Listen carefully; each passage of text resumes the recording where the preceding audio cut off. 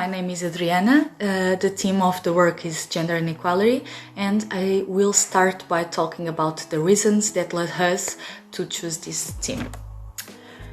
Well, once again, the theme chosen for the realization of this work is gender inequality. That is, we will address issues such as discrimination that exists between women and men, stereotypes related to both genders, and the impact that this theme has on our society. Gender inequality occurs in various environments such as work, social, and even family levels. For example, at the social level, women can often be seen as dependent on a man. At the economic or labor level, women's salaries continue to be reduced compared to men's wages, even if both perform the same position. Regarding the family level, household chores and childcare are still seen as tasks more linked to women than to men. We know that over the years these differences have been to target of struggles for the same rights on the part of women, but even so nowadays women are still considered inferior to the men and less qualified than them to, for example, perform some work which are later more associated with male positions, for example. Speaking of other examples that demonstrate this inequality, we can speak of positions in which women nowadays continue to be excluded from top positions, such as government positions, police forces, and even ceremonies that reward talent. With regard to a more recognized social level, women have to face harassment, threats and abuse, both on the internet and real life. We know that these situations also occur in the male gender, but most of them occur in the fragile and weak targets that we see is seen by many as being women. One of many arguments relating to gender inequality is also that women over several years still continue to be ridiculed, accused of being hysterical or hormonal, continue to be often judged by their appearance, their body, and even the way they dress. Later on, my colleagues will also say that from very early in your ages, we are led to believe that not everything is for everyone and that men and women have different functions, that there is a pink world and a blue world depending on the gender of a baby, and even the offer in toy stores make us understand this dynamic. This may seem innocent, but by now it is beginning to form in the minds of the future adults what will be the predefined role of men and women here in society. Now, Vanda and Daniel will talk about main forms of discriminations. So, as my colleague Adriana said, I'm going to talk about the main forms of discrimination against women. So, first of all, we can say discrimination is an act that is based on reasoning without adequate knowledge about a subject, making it unfair and unfounded. It is normal that it affects both the female and the male sex. However, the truth is that over the centuries there has always been greater discrimination against women, as we can see in the following examples. So, the first example I'm going to talk about is male chauvinism. This is the major form of discrimination against women, and male chauvinism is a prejudice expressed by opinions and attitudes which opposes equal rights between the sexes, favoring the male gender over the female.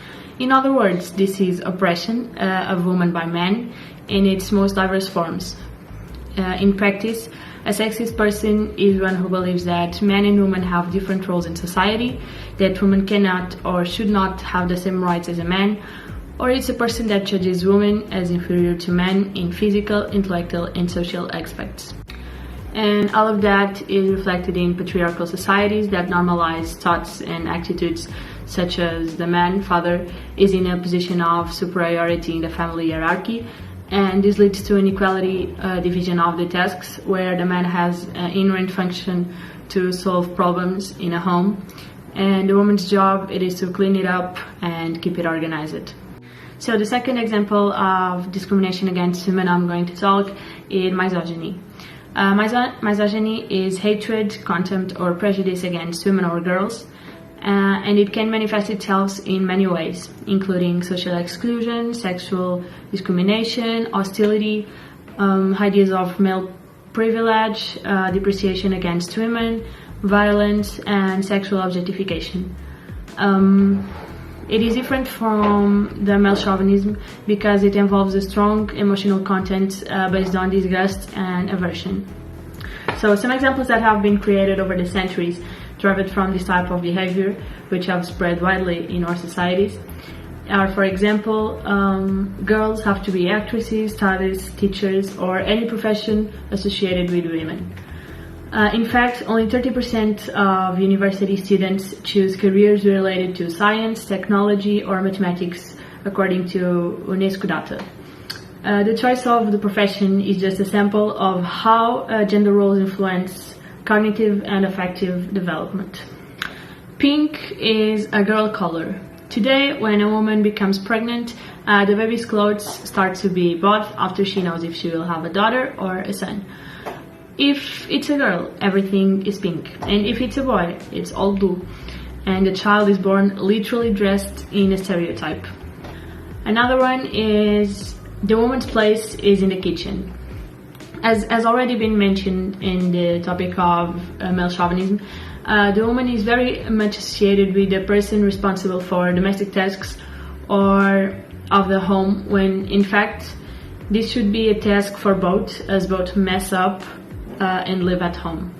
Women do not understand football and only see it to please men or because there are handsome players. It is a very common stereotype to hear, not only about football, but about any sport more associated with men. Women drive badly.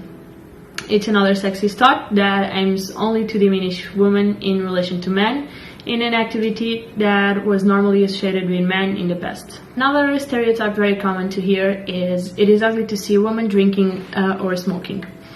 And in the past, acts like smoking or drinking established gender differences. While for men, the cigarette gave an impression of power and authority, for women, all that was left were restriction and judgments. Last but not least, men are promoted in potential and women are promoted in performance. The truth is that world of work is very discriminatory when it comes to gender, either due to the difference in salaries or the ease of men to reach the top places. The truth is that many men are promoted taking into account their potential for a position, while women, to be promoted, must have proven their potential through their performance. So in conclusion, I could say many more stereotypes associated with women and their attitudes. However, I would stay here for a whole day. So I only said a few that seem to me more common to hear and that make no sense at all. And now we are going to hear Danielle about discrimination against men. Good afternoon, teacher. Today I'll talk about stereotypes and discrimination in male. So I will start with stereotypes and then I will touch in the discrimination theme. So about the stereotype, and according to the dictionary, stereotype is an idea, concept or model that establishes a standard. Since we were born, we have become accustomed not only to listening but to accept certain stereotypes as totally correct, and from there we build prejudices without realizing it, and we understand them as normal. The truth is that many stereotypes that are common today are recent. So I'm going to show you some examples of stereotypes. The first one is blue is man's color. It's very associated, the blue color, to a man. And there is a color that it is unthinkable the man to wear, that is pink.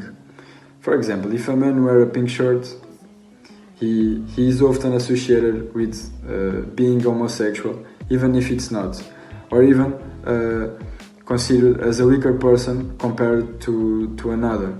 The truth is that each person chooses